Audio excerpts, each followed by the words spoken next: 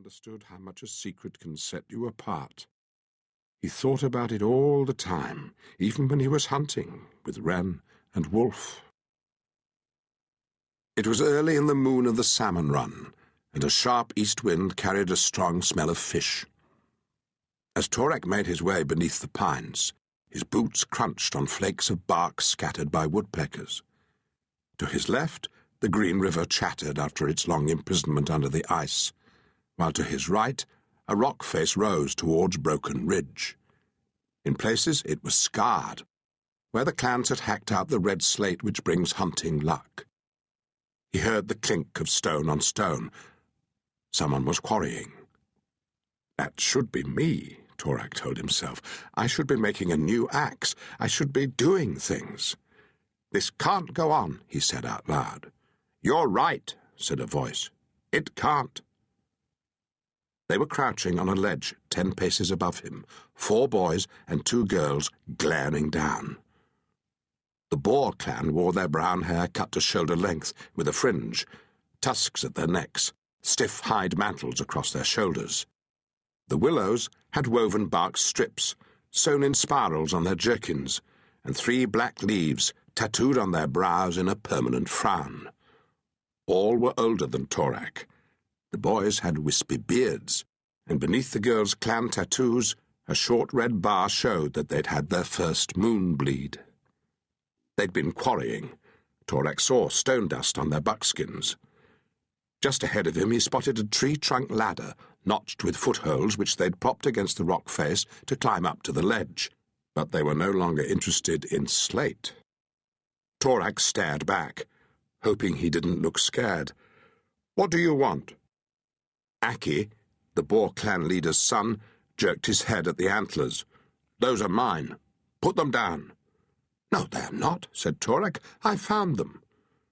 To remind them he had weapons, he hoisted his bow on his shoulder and touched the blue slate knife at his hip. Aki wasn't impressed. "They're mine." "Which means you stole them," said a willow girl. "If that was true," Torak told Aki, "you'd have put your mark on them, and I'd have let them alone." "I did, on the base. You rubbed it off." "Of course I didn't," said Torak in disgust.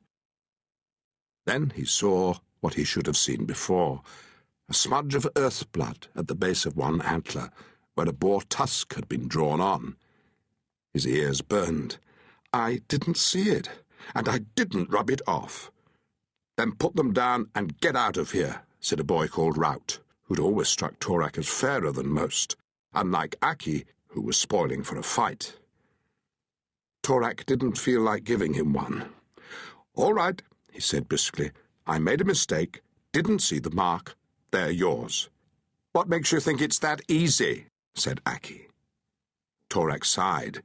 He'd come across Aki before, a bully, unsure if he was a leader and desperate to prove it with his fists. "You think you're special," sneered Aki, "because Finkedin took you in and you can talk to wolves and you're a spirit walker." He raked his fingernails over the scant hairs on his chin, as if checking they were still there. "Truth is, you only live with the ravens because your own clans never come near you, and Finkedin doesn't trust you enough to make you his foster son." Torak set his teeth. Covertly, he looked about. The river was too cold to swim. Besides, they had dugouts on the bank. That meant there was no point running upriver either, or back the way he'd come. He'd be trapped in the fork where the Green River merged with the axe handle. And no help within reach. Renn was at the Raven camp on the north bank, half a day walk to the east, and Wolf had gone hunting in the night. He set down the antlers. "I said you can have them," he told Aki. He started up the trail. "Coward!" taunted Aki. Torak ignored him.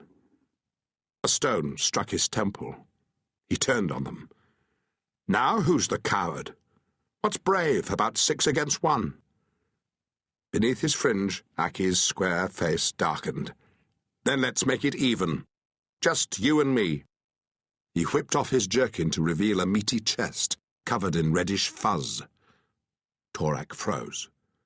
"What's the matter?" sniggered a Boar girl. "Scared?"